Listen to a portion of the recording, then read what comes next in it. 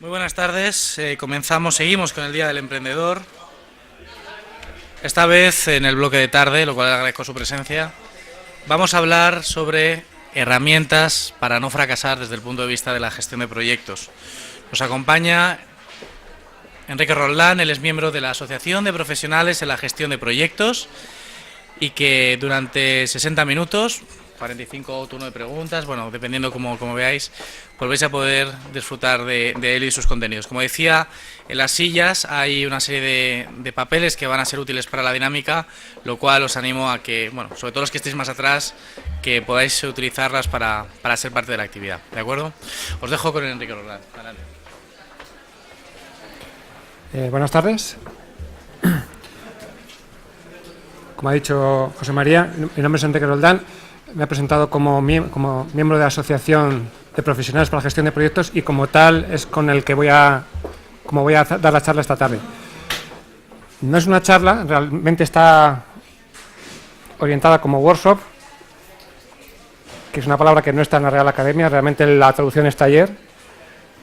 Y también en función del número de gente es un poco más sencillo, más complicado hacerlo de forma interactiva. Al final un taller no deja de ser una disertación o una introducción de alguien que da unas pautas teóricas y luego la idea es hacer una participación práctica del resto del grupo. Como soy un poco contrario a los PowerPoints, creo que tenemos ya bastantes en el día a día, lo que os he preparado es una hoja que tenéis en las sillas. Alguno ya veo que lo habéis hecho. Si podéis doblarla por la mitad, hace una especie de cuadernito de 4 páginas a 4.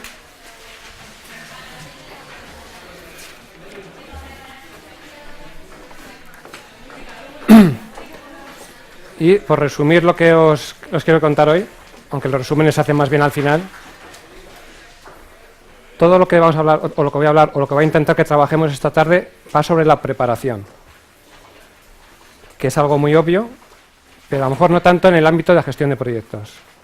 Quiero decir, cuando un emprendedor, y al final nosotros somos una asociación centrada en proyectos, pero creo que al final un emprendedor con una idea no deja de ser un proyecto. Además, un proyecto en el que la persona tiene mucho más interés probablemente que en un proyecto asignado por la empresa. Como os decía, un emprendedor tiene muchas cosas buenas para empezar un proyecto, desde las ganas, la intención, probablemente la capacitación técnica para hacerlo, y hay una parte que se suele olvidar que es la planificación. Estoy pensando, y a lo mejor os suena en cuando alguien, a un nivel que a lo mejor todos tenemos cerca, quiere hacer un nuevo proyecto, y a lo mejor es abrir una tienda en el barrio, no hace falta que sea un proyecto más grande que eso. Cuando le preguntas por planificación te dice, sí, he echado unos números y yo creo que me sale. La planificación muchas veces se limita a eso.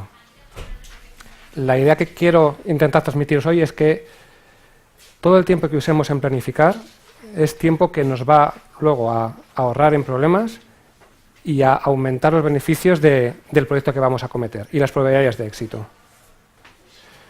Lo que os digo, a mí me da mucha pereza escribir cuando hay conferencias, entonces os lo he escrito para que os llevéis los apuntes. Y se estructura en muy pocas partes. Primero os voy a presentar un poco lo que estoy haciendo ya, la asociación y qué es lo que quiero conseguir esta tarde. Haremos una breve introducción. Hablaremos de las herramientas, de la segunda página.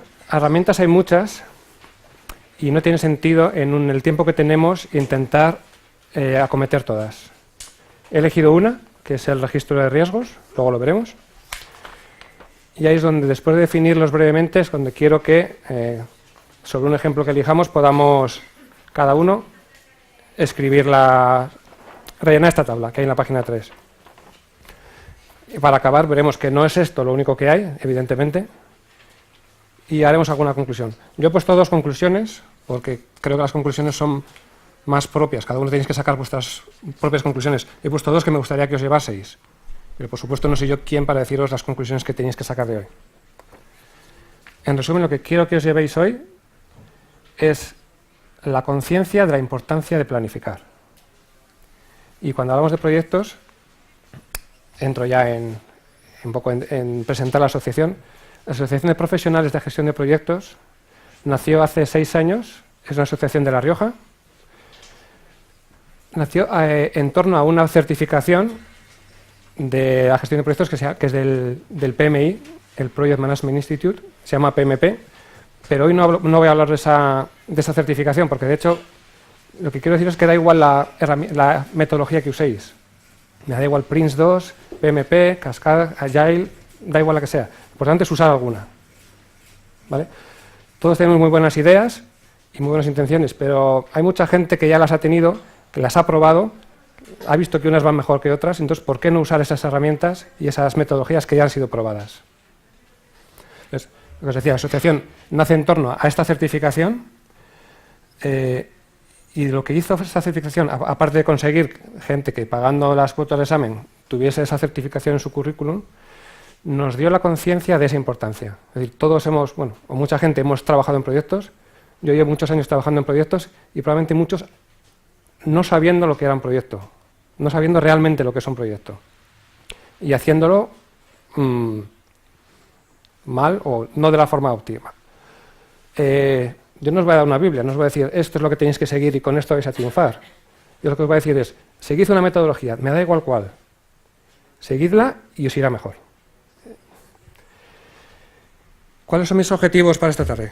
Ya os los he dicho, pero en concreto lo que quiero es ver que aplicando esta metodología, que nosotros la usamos en la gestión de proyectos, pero lo que os he dicho al principio, para mí, un proyecto y un emprendedor con una idea es lo mismo, o se puede tratar de una forma idéntica, con la ventaja de que el emprendedor, os decía, tiene mucho a favor por esa voluntad que tiene de triunfar. Y sobre todo, que es una cosa en la que José María recalcó cuando nos reclutó a los ponentes, es que sea útil. No os voy a dar una charla o una adoctrinación de lo bueno que es PMP o no. PMP es la que he elegido yo, como he elegido otra. La idea es que os sea útil, es decir, ¿qué os vais a llevar de hoy? Espero, pues, primero, esa conciencia de que hay que dedicar tiempo a planificar y segundo, a lo mejor, algunas herramientas, que es lo que vamos a ver. He dejado libre mi objetivo para este taller es, ahí cada uno, y nace el que traiga. Y respecto a los objetivos, no para este en concreto, me refiero, esta es una charla, puede ser para cualquier proyecto, tienen que cumplir varias cosas que no siempre las tenemos claras.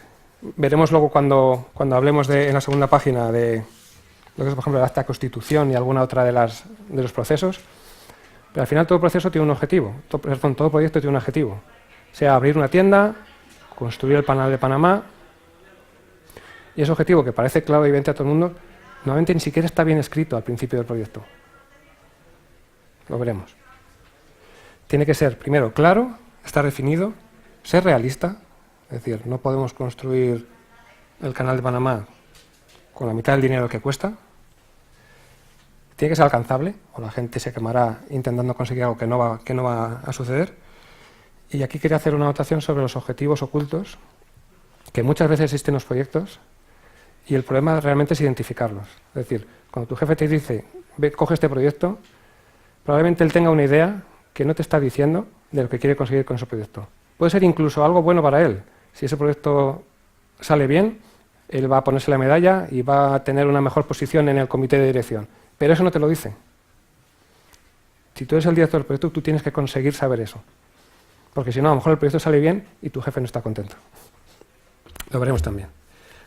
Bueno, entrando ya en materia. ¿De qué va esto de la gestión de proyectos?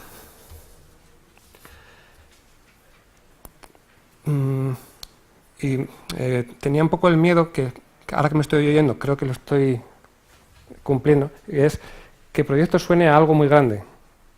¿Vale? El proyecto es el desarrollo de software para una empresa, el nuevo CRM que va a implantar, esas obras gigantes en la Meca que está haciendo la ADIF con un consorcio de empresas, y nos suena algo como muy grande y muy lejano, sobre todo a nivel de un emprendedor. Lo que hemos visto en la asociación es que estas pautas o esta metodología, ya os digo, la nuestra o cualquiera, son aplicables hasta tu vida diaria. hasta voy a ordenar mi armario de la ropa. No quiero decir que abráis un proyecto para eso, pero ahora cuando veamos la definición, no se hacen para nada relación a la escala del proyecto, sino a dos aspectos muy importantes. Y ahora voy a la definición del proyecto. Es un esfuerzo temporal que se lleva a cabo para crear un producto, servicio o resultado único. Esta es la definición sacada del libro de gestión de proyectos. Como veis, aquí no dice que sea un proyecto grande o que intervenga más de 100 personas. Es importante recalcar, es temporal, es decir, tiene un principio y un fin.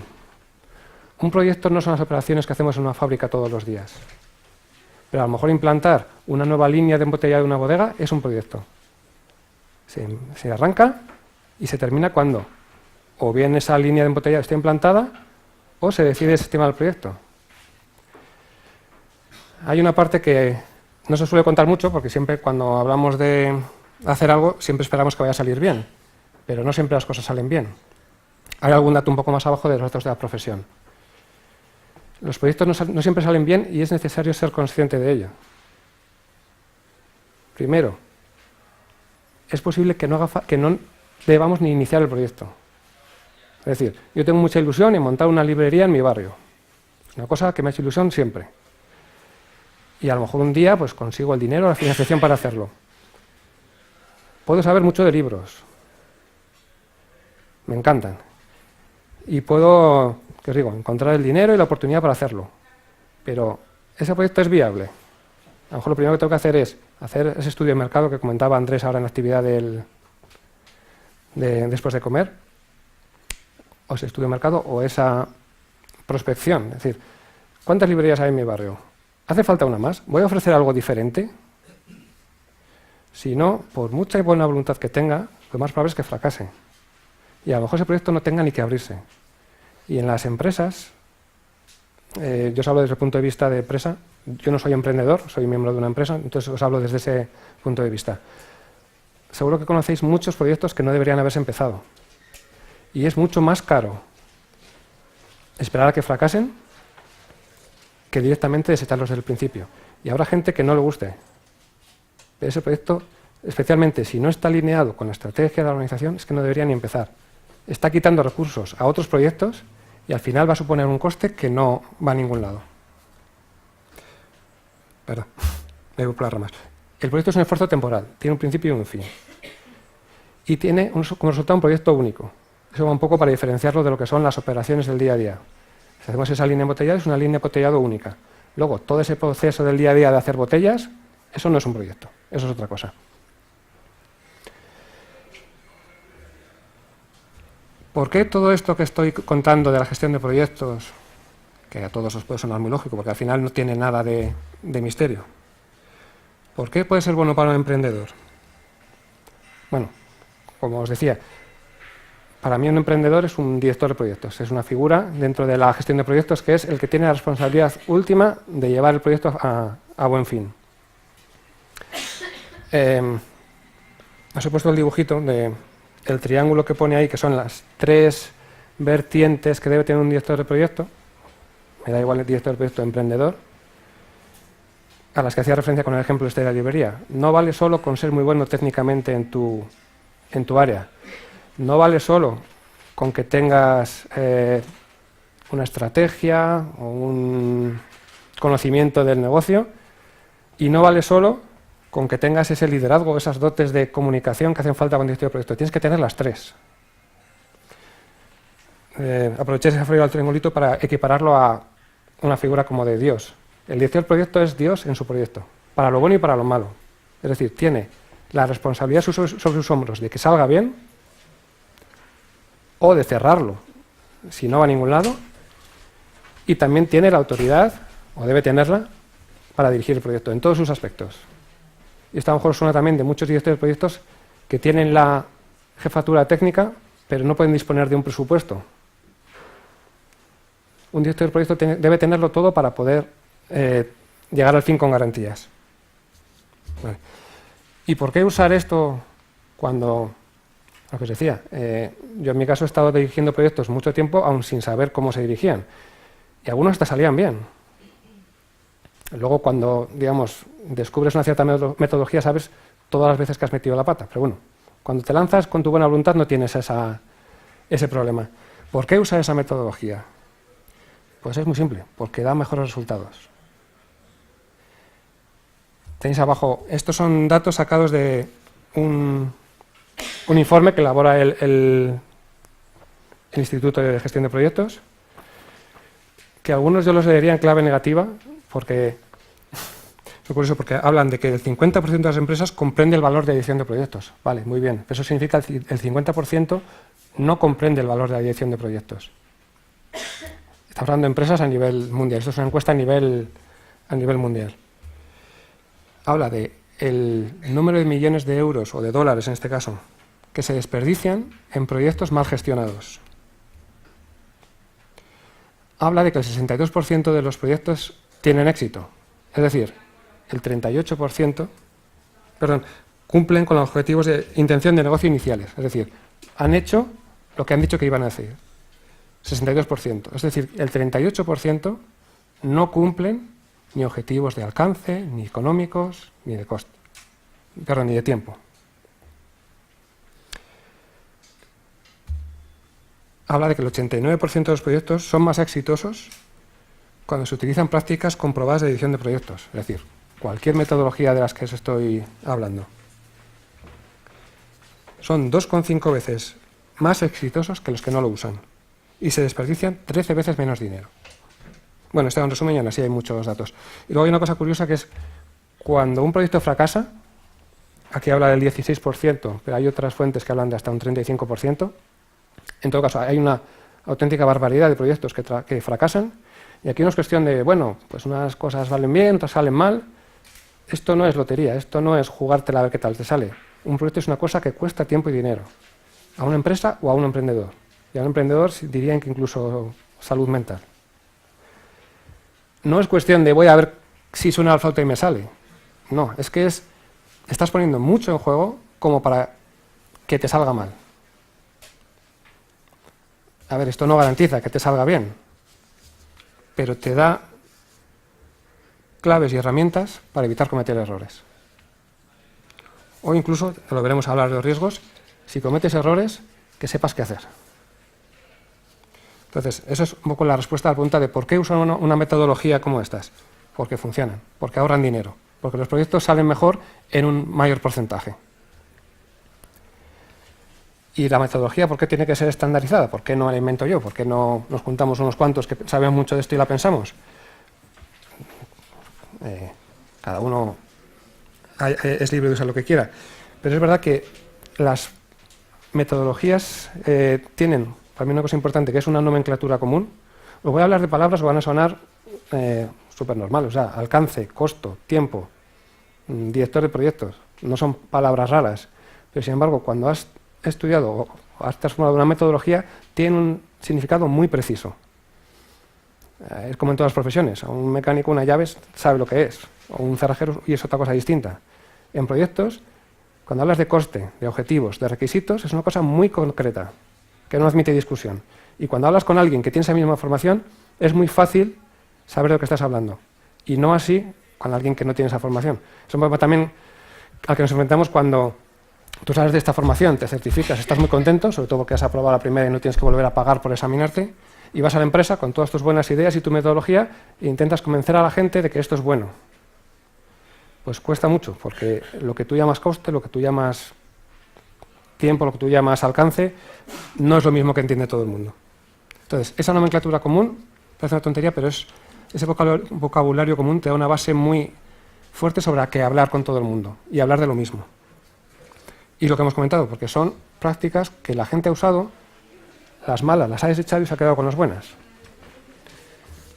¿Significa que esto que lo aplicamos al pie de la letra y funciona? Por supuesto que no. Si fuese tan fácil, todo el mundo lo haría. Aquí lo que hablan son mejores prácticas, recomendaciones, consejos. Y vamos a ver que hay un montón de procesos que se pueden usar. Todos esos hay que usarlos. Pues veremos que cada director de proyecto tiene que aplicar los que crea apropiados a cada proyecto. Lo que es importante es no dejarse ninguno de los importantes, porque si no el proyecto puede fracasar.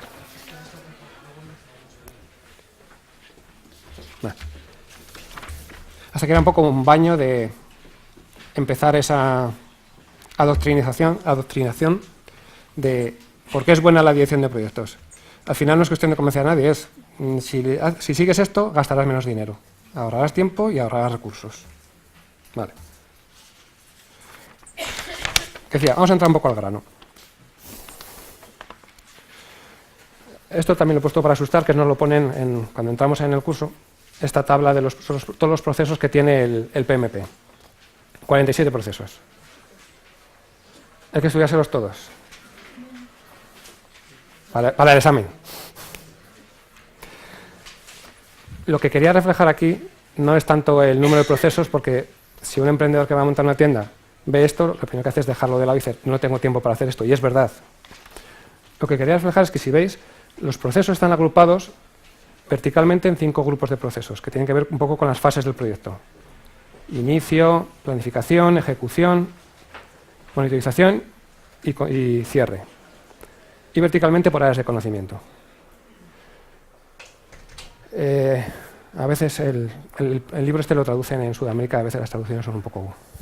Hablan de monitoreo y control, pero bueno. A lo que iba. En la columna con diferencia donde más procesos hay, si veis es la segunda, es la de planificación. De los 47 procesos, 24 están aquí. La mitad de los procesos de un proyecto, según las mejores prácticas reconocidas, tienen que ver con planificación. ¿Cuánto tiempo nos dan cuando te asignan un proyecto para planificar? Normalmente lo que te dicen es empieza ya. Empieza ya. Y si dices, necesito un mes para planificar, tu jefe se echa las manos a la cabeza. No, lo que necesito es que empieces ya a hacer cosas. Bueno, lo que os he dicho al principio. El mensaje que quiero que llevéis es la importancia de planificar y viene de aquí. Es decir, he extractado algunos, los que tienen que ver más con herramientas, que es un poco a donde quiero llegar de forma un poco práctica. Es, ¿qué deberíamos hacer de forma inexcusable en un proyecto? Os he puesto a la derecha, y este lío, perdonad el lío este de flechas rojas, es porque intento ponerlos de forma un poco cronológica, es decir, ¿por dónde debería empezar alguien que quiere usar esta metodología para aplicar a su proyecto, a su empresa, donde quiera? Acta de constitución. Les he dicho que las palabras son las que son, pero tienen un significado muy concreto para la gente que sigue esta metodología. Esto es, ¿qué quieres hacer? Es decir, el objetivo. Igual que al principio de la charla os he dicho, mi objetivo de hoy es que os llevéis la conciencia de la importancia de planificar. Y espero que de una forma útil, como vamos a ver ahora. En un proyecto lo primero que tienes que hacer es definir qué quieres. Y una cosa tan tonta no se hace en muchos casos. Los proyectos nacen de conversaciones informales, de conversaciones telefónicas, charlas de café, pues me gustaría esto te puedes gastar tanto. No se escribe y se manda a decir, fírmame que esto es lo que quieres. Y no más y no menos. Bueno, no quiero entrar en detalle todos, pero es lo primero que hay que tener y es de cajón y no se hace siempre. Lo siguiente es un plan de dirección de proyecto que simplemente comprende muchos de los planes que hay que tener en cuenta cuando llevas un proyecto, desde cómo voy a gestionar a las personas, cómo voy a gestionar los costes, cómo voy a gestionar el tiempo. Es un cajón donde entran un montón de planes. Registro de interesados, que va unido al de recopilar requisitos. Este es fundamental. Y si tuviéramos más tiempo haríamos probablemente este. Nos vamos a centrar en el de riesgos, como os he dicho antes, pero el registro de interesados y recopilar requisitos es, vale, ya sé qué es lo que se quería con el proyecto. ¿Cómo tiene que ser este proyecto? ¿Qué tiene que cumplir? ¿En qué plazo lo queremos? ¿Cuánto me puedo, si es que tengo que hacerlo, desviarme del coste antes de llamar al patrocinador a que me lo apruebe? ¿Con cuánta gente tengo que contar? ¿Está el director de operaciones metido en esto? Porque esto al final es, le voy a meter una planta nueva de embotellado y nadie la ha consultado. ¿No va a ser de estos proyectos que al final pone una planta, el director de operaciones no le ha consultado a nadie y lo que hace es usar la vieja para demostrar que él, como lo hacía, tenía razón?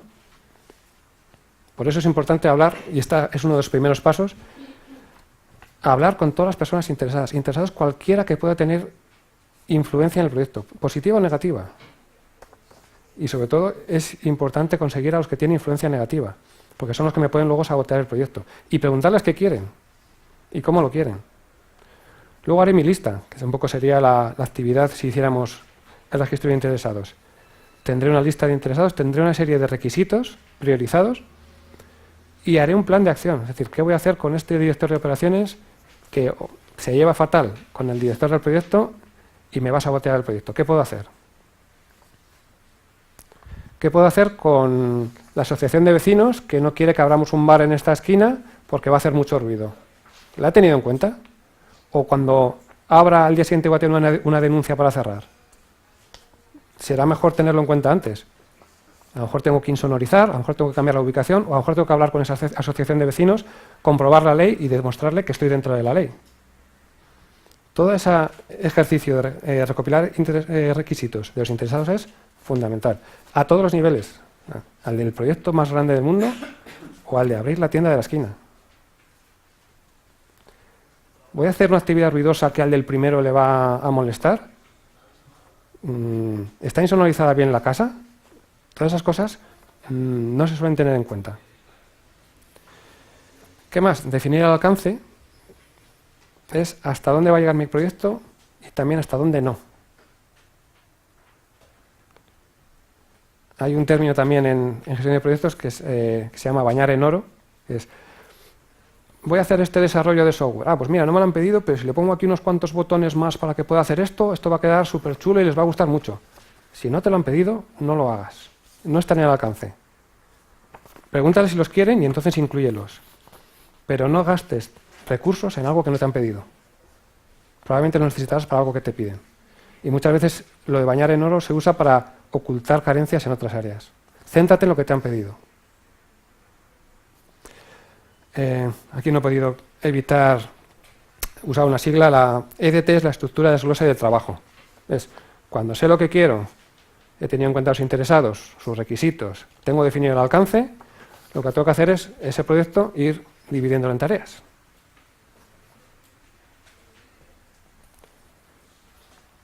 Y en muchos casos, en un proyecto no muy grande, es una cosa que no lleva tanto tiempo. Todo esto que os estoy contando puede llevar efectivamente semanas en un proyecto grande. Pero en abrir un bar en la esquina es sentarte una tarde, pensar, hablar con los interesados y poner en una hoja de papel qué actividades tengo que hacer. Tengo que pedir licencias, tengo que pedir el material, contactar con empresas, detallar todo lo que necesitas. Si tienes recursos, asignar eso a quién va a hacer cada tarea, con dependencias y fechas. Y simplemente después seguirlo. ¿Eso va a funcionar tan bien como lo has previsto? Seguramente no. Para eso vamos a ver ahora los riesgos, para prever lo que puede salir mal. Identificar los riesgos es el que un poco vamos a... Bueno, ya dejo de enrollarme. A ver, como tarea práctica, porque es algo también fundamental, de lo que puede depender, de hecho depende el éxito del proyecto, y es poner en un listado, poner en una Excel, en una hoja de papel, me da igual, todo aquello que puede salir mal. Lo vamos a ver. ¿Y qué voy a hacer si eso pasa? ¿Vale? En una charla que hubo en el Cintiq hace un par de años, que estuvo centrada en el tema de proyectos, hubo una persona que decía, lo que no puedo imaginar no puedo prever, no puedo preparar la respuesta. Es decir, aquí hay que dar, esta es la imaginación. ¿Qué me puede pasar? Voy a abrir un bar, puede haber un terremoto. Va a abrir un terremoto. Pensad en todo lo que puede ir mal. Luego ya le darás tú una serie de pesos a lo que sea más probable y te centrarás en los riesgos más importantes. Y vamos a ver estrategias de cómo hacerlos. Pero se trata de planificar la respuesta al riesgo. Si no planificas, te puede ir bien. O sea, esto no es una garantía. Pero es más probable que te pasen cosas que no has pensado. Si planificas, no significa que todo vaya a salir como la seda, pero estarás preparado para lo que te vaya a pasar. En esa charla que os comento, una empresa de aquí de La Rioja, que montó una planta de secado de planchas de madera. Pues lo que comenta es que tenía todo atado, todos los riesgos financieros, todo, pero hubo cosas que no previó. Por ejemplo, que durante la construcción de la planta se le incendiase por completo, cuando la tenían casi terminada, de arriba a abajo. En ese caso, digamos que tuvo suerte porque había contratado un buen seguro, que es una de las formas de mitigar los riesgos, y cuando ya la construyó por segunda vez y todavía estaba en tiempo de cumplir el proyecto, la empresa proveedora de la maquinaria quebró. Entonces, esas cosas pasan, o sea, no son cosas que le pasan a otros. Esta persona dijo, es que ¿cómo voy a imaginar yo que eso iba a pasar? Pues hay que imaginarse. Por lo menos hay que estar preparado. ¿Qué pasa si la empresa que me provee esto quiebra? A lo mejor puedes hacer algo, a lo mejor no, pero de momento ya tienes la respuesta pensada. Si pasa, entre comillas, es tan simple como decir, saco el plan de la carpeta y digo, ¿qué iba a hacer en este caso? Contactar con la segunda empresa, que es más cara, pero me lo dan en el mismo tiempo. Vale. ¿Qué tengo? Que gastarme más dinero. ¿Tengo una reserva para este caso? Sí, la aplico. Vivo más tranquilo. Es un caso en el que el proyecto puede tener éxito si lo has planificado. Si no, es decir, ¡jo, qué mala suerte! Me ha quebrado la empresa. Tienes que estar preparado para la mala suerte. Vale. Hay más procesos clave. Tampoco quiero extenderme todo el rato aquí. ¿Hay que usar todos? Depende del proyecto. El director del proyecto es el que tiene que ver y decir, bueno, esto me sobra, esto me sobra, esto me sobra, esto es importante, esto es importante. Podríamos hacer ejercicios de varios, que he dicho. Vamos a centrarnos en el de registros. Y ahora ya vamos en la parte que vosotros trabajáis un poco.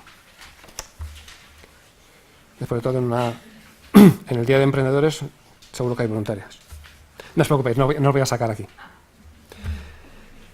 Vamos a hacer un pequeño registro de riesgos. En la página 3 tenéis un poco algunas definiciones. ¿Qué es un riesgo? Bueno, un evento que de producirse tiene un efecto positivo o negativo en los objetivos del proyecto. En la metodología se incluyen tanto positivos como negativos. Vamos a centrarnos en los negativos, que son un poco los que más asociamos a riesgos. ¿Qué hay que hacer? Lo primero, identificarlos. Aquí pongo una pista, consultad a los interesados. Los interesados no solo te van a dar requisitos, sino probablemente te den una pista de los riesgos que corres. Como, oye, ¿has hablado con el director de operaciones? ¿Por qué se tiene un cabreo con lo de con el nuevo proyecto? Yo que tú hablaría con él. Los interesados nos van a dar pistas de los posibles riesgos. Una vez que tenemos el listado de riesgos, lo que hacemos es analizarlos. Y aquí es una cosa muy tonta. Se habla de cualitativo, cuantitativo, es muy sencillo. Se les da un impacto y una probabilidad. ¿Cómo de probable es que haya un terremoto cuando esté montando el bar? Baja. Vale. No estamos en la falla de San Andrés. Vale. Tenga una probabilidad muy baja. ¿Cómo de probable es que la asociación de vecinos se queje? Alta. Vale. Podemos darle un número y simplemente categorizarlos como alto, medio, bajo. ¿Cuál es el impacto? Pues si hay un terremoto, impacto total. Si hay una queja de asociación, ¿qué hay? Una denuncia, a lo mejor me pueden obligar a insonorizar y eso que supone un sobrecoste y un retraso. ¿Puedo asumirlo? Igual el impacto es menor. Y con eso se hace esta matriz. Esa cosa sí que casi no se ve de colorines rojos, amarillos y verdes. Al final esto es una matriz de producto de riesgo, es la probabilidad por el impacto. Si algo tiene impacto grande y probabilidad grande, va a estar en el rojo. ¿Qué hago? Lo que os he dicho. Vuestra lista de riesgos puede ser todo lo grande que vuestra imaginación le dé. Pero tengo un tiempo limitado. O sea, no puedo... Si hiciera una planificación de respuesta a todos los riesgos, probablemente no acabaría nunca. ¿Vale? ¿Por cuáles empiezo? Por los rojos. Para esto sirve la categorización, para saber por cuáles empiezo.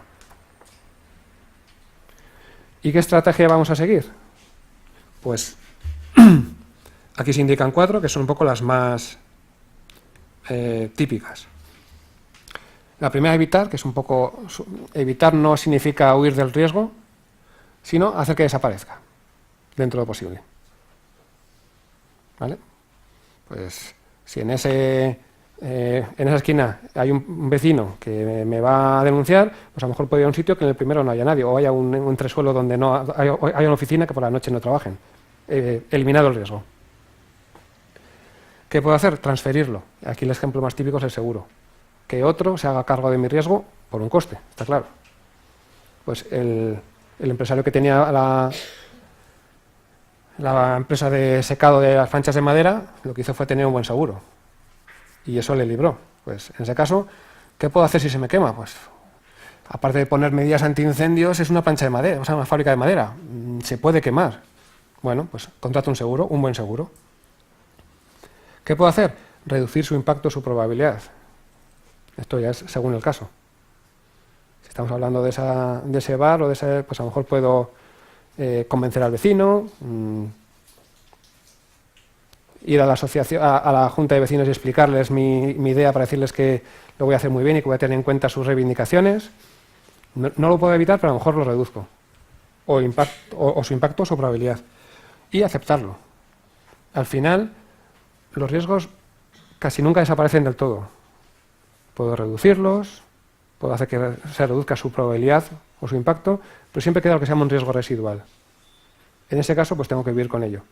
El terremoto probablemente sea muy poca probabilidad y no tenga medio de evitarlo. Como es poca probabilidad, lo acepto.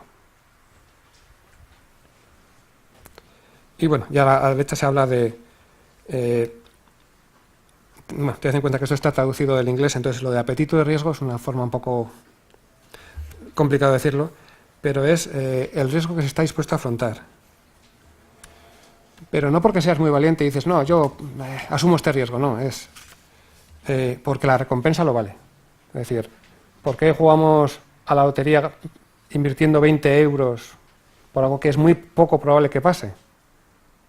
Porque la recompensa es muy alta y lo que estoy jugando es poco. Digamos que eso entra dentro de mi apetito de riesgo. La tolerancia al riesgo es la cantidad de riesgo que se puede resistir. Y cuando digo resistir me refiero económicamente. Es decir, ¿una empresa se puede permitir que un proyecto fracase? Sí, porque supone solo un 1% de su facturación. Está dentro de esa tolerancia. ¿Un empresario se puede permitir? O sea, un emprendedor. Quizá la tolerancia al riesgo sea menor. Y el umbral del riesgo es, digamos, ese valor por debajo del cual decimos, bueno, ya no voy a hacer nada más, lo acepto y ya está. Entonces, para el registro de riesgos, este está en blanco, yo tengo alguna idea, entonces, había pensado un par de ejemplos, entonces cada uno coge el que más vaya con vuestra formación o con vuestra dedicación. Por un lado, a un nivel pequeño, el de voy a abrir una tienda en el barrio, de lo que queréis, la librería, el bar, lo que más relevado dé. Y el otro, que tiene más que ver con lo que yo hago, es voy a desarrollar un programa de software dentro de mi empresa y tiene que estar hecho para dentro de X tiempo. ¿Qué riesgos se os ocurren que podríamos incluir aquí? Elegid uno de los dos casos, ¿vale? Os voy a dar 5 minutos para dejar de hablar un poco. Pensad, ahora la prioridad no me importa tanto, pensad en el riesgo, o sea, obligados a pensar en qué puede pasar, qué puede salir mal, y en el plan de acción, qué podría hacer para mitigarlo, evitarlo, transferirlo. 5 minutos y luego sacamos alguno en común. Venga.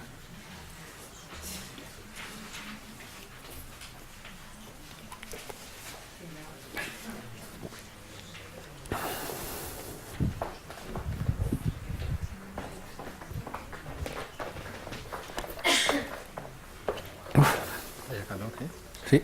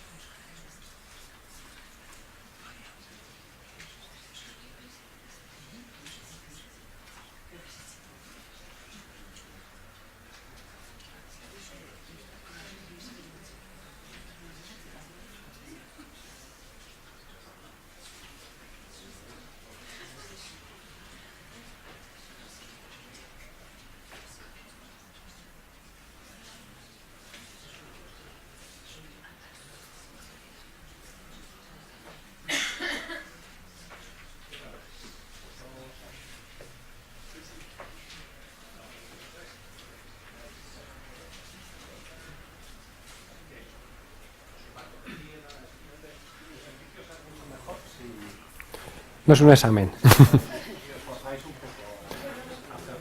No, de hecho, la idea hubiese sido, a lo mejor en un entorno con menos gente, hacer grupos en una mesa y que las ideas salgan en un grupo de 5 o 6 personas, que es mucho más productivo, pero es que como somos bastantes no es viable.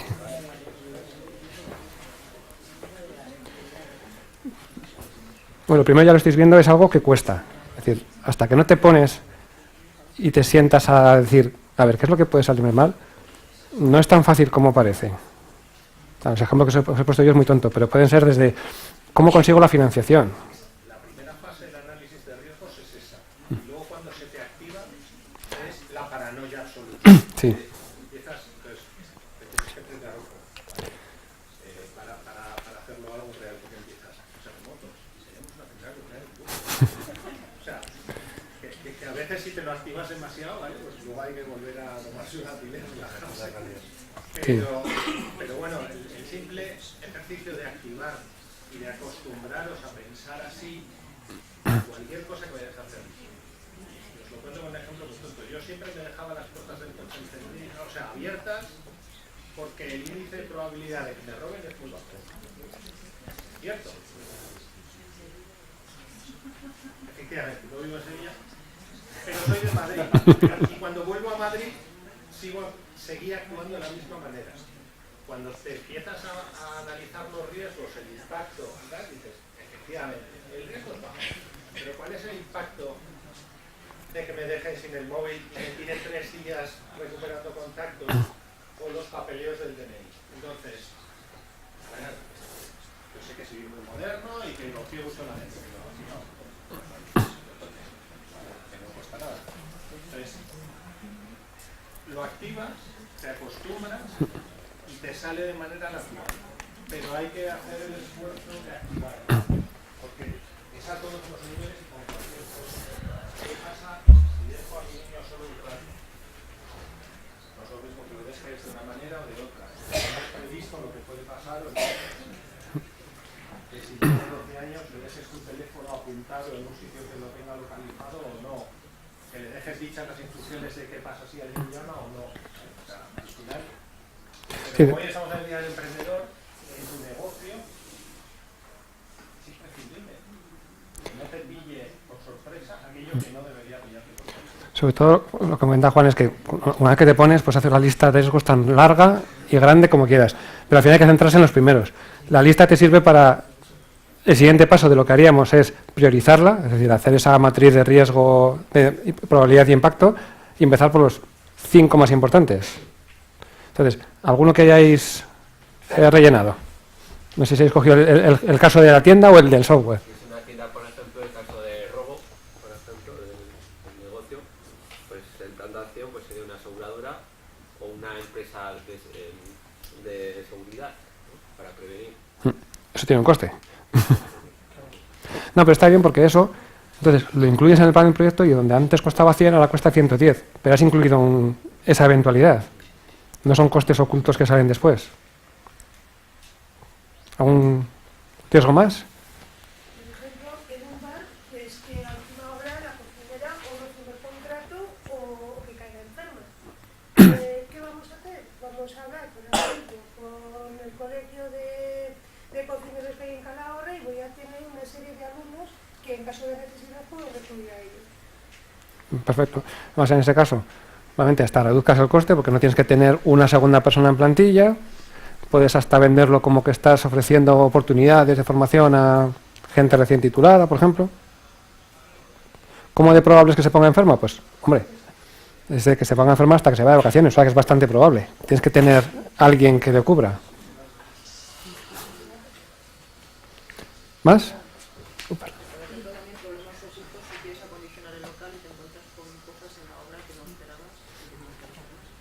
Sí, además es muy, muy real. Entras, ves qué bonito, qué sitio más bonito. Aquí ya estoy viendo mi bar, estoy viendo la barra al fondo, esto va a quedar precioso. Viene alguien, te hace un presupuesto así, esto por 200.000 euros lo tienes acondicionado. Y luego empiezas, uy, es que había unas humedades, había aquí un suelo que ha habido que reformar. Entonces esos son costes en los que no habías previsto. ¿Cuál es el plan de acción en ese caso?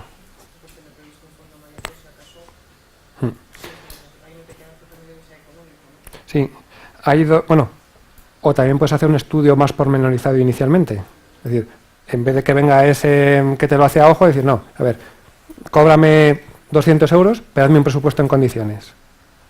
Estate una mañana viéndote esto y ahora dime si lo que costaba 100 sigue costando 100. Ahora cuesta 150, vale. Me lo incluyo en el presupuesto, ya veré si te lo contrato a ti o a otro. Tener más de un presupuesto. En la parte de económica, porque al final hay muchos riesgos que es, entre comillas, sencillo decir, bueno, pues la parte económica, luego hay que ver de dónde se saca ese dinero. Hay dos tipos de reservas. Si hay un riesgo identificado, pues esto me va a suponer un sobrecoste de 50, igual eso que el seguro que has dicho en caso de robo, eso lo tengo que incluir en el plan del proyecto. Por eso hay que hacer esto al principio. Y luego hay una reserva, que se llama reserva de contingencia, para los casos que no has previsto. Es decir, por mucho que le eches imaginación, hay cosas que te van a pasar que no tienes previstas. Si lo hacemos bien, serán las menos. Pero hay siempre una reserva, o debe haber una reserva para esos casos. No puedes tener, digamos, la caja a cero para imprevistos. Y los imprevistos, por mucho que planifiques, los hay. La idea es que sean menores. Bueno, ¿alguien ha cogido el ejemplo de la empresa de software o el desarrollo de software? ¿Algún riesgo que hayáis identificado?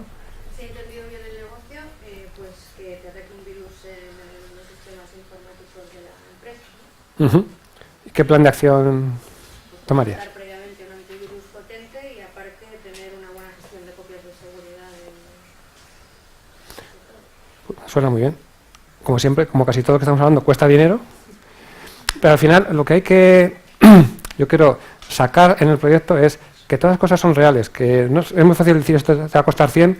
Ah, bueno, pero es que no había previsto, claro, si quieres copiar de seguridad es más. O si quieres una gestión de seguridad es más.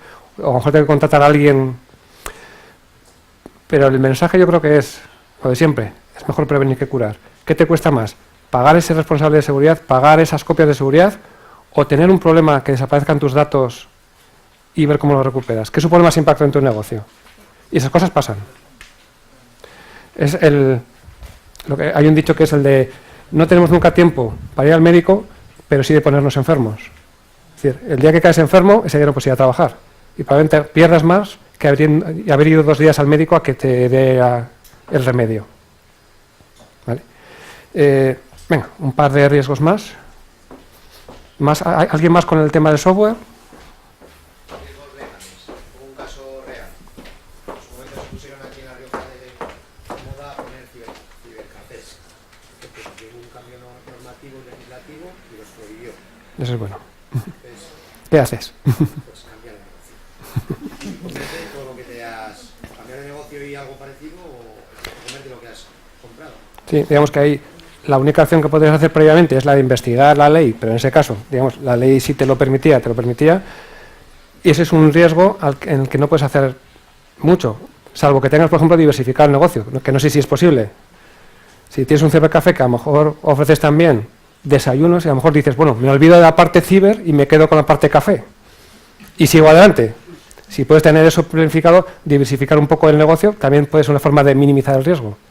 Planes que puedes ir enfrentando. Creo que habéis centrado mucho, que es normal, con el proyecto ya hecho, es decir, la tienda ya está ahí, el software ya está ahí. Normalmente los riesgos tienen que ver más con la implantación del proyecto, es decir, ¿qué pasa mientras estoy llevando a cabo esto? Bueno, algún caso así como el de que han salido problemas que no estaban previstos en el suelo del local o lo que sea. En el caso, por ejemplo, del software es muy típico el no llegar a tiempo, es decir, tú tienes unos requisitos y inicialmente habías dicho 3 meses y una vez que avanzas ves que eso en 3 meses no hay forma de sacar nada. Entonces, hay opciones y también es el tema de investigar un poco el mercado y ver qué hay. Hay metodologías y una de ellas es la metodología ágil o agile, que lo que hace es dar una versión del producto cada 2 semanas. La primera versión va a ser una pantalla con unos botones que son pegados, que son un punto GIF, no funciona. Pero cada semana tienes una versión. La vas refinando y llega un momento en que cuando llevas 3 meses, a lo mejor no es la versión perfecta, pero tienes algo que enseñar. Entonces, también es una forma de reducir riesgos. ¿Es lo que quería el cliente? Probablemente no, pero si tienes algo que enseñar y decir, mira, estoy en este estado y dentro de 2 nuevas entregas voy a ser capaz de llegar a donde tú quieres, pero ya tengo algo que enseñarte. De otra forma no tienes nada. Son otras posibilidades de reducir riesgo o de tener alternativas.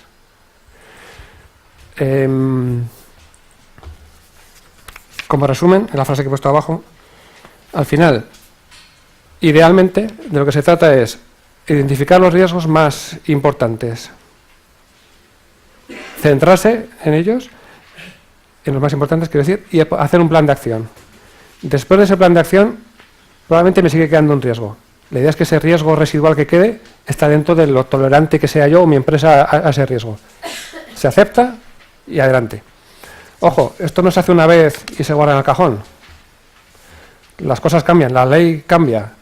Esto hay que seguir revisándolo durante toda la vida del proyecto, porque las condiciones cambian.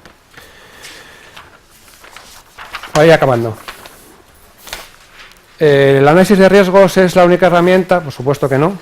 Y aquí veis a este pobre emprendedor que se ha decidido a la vida de gestión de proyectos, desesperado por todo lo que tiene por delante. Siempre hay que centrar en qué es lo más importante para él. Hay cosas que hay que hacer siempre. Lo que decía, tiene que saber qué es el proyecto, cuál es su alcance, tiene que saber cuáles son los requisitos y cuáles son los interesados, tiene que hacer una gestión de riesgos. Pero esto, según la dimensión del proyecto, se puede hacer en 4 tardes y en 5 documentos. Pero hay que hacerlo. Hay que hacer este ejercicio que hemos empezado aquí de me voy a sentar a ver los riesgos. En caso que a mí no se me ocurre ninguno. Voy a hablar con otros, voy a hablar con gente que ha tenido este problema. Voy a hablar con el bar al que voy todos los días a tomarme el café y a preguntarle, oye, si tú empezas otra vez el bar, ¿cómo lo harías? Pues no me pondría nunca enfrente de un colegio porque total, aquí no vienen.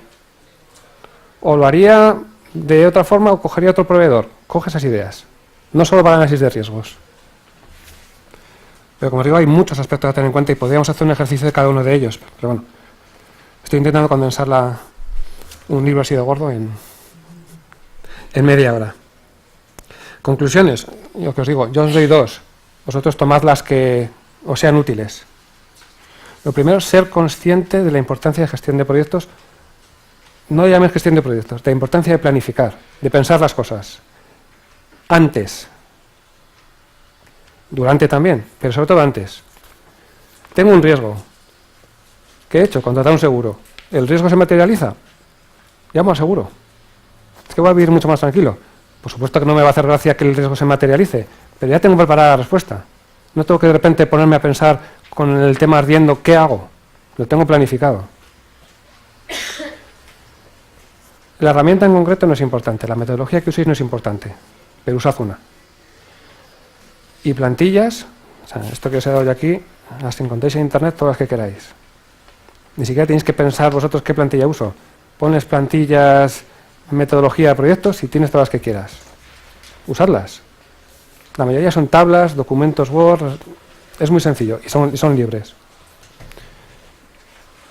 Y en segundo punto, planificar, planificar y planificar. ¿Por qué? Porque es mejor, pero no porque lo diga yo.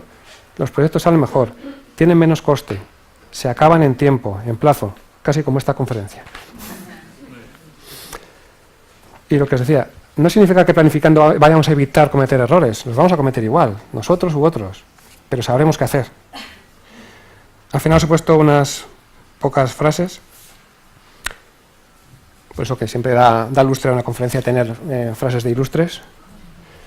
Una de Miguel de Cervantes, a la que estamos en el año de su conmemoración. Ya decía, el hombre que se prepara tiene media batalla ganada. Yo diría el 90%.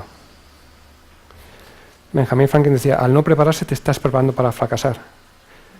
Y con la que no hay que quedarse es la de Julio César. Cuando lleguemos a ese río hablaremos de ese puente. Ese es el problema de lo que estamos haciendo ahora muchas veces en proyectos.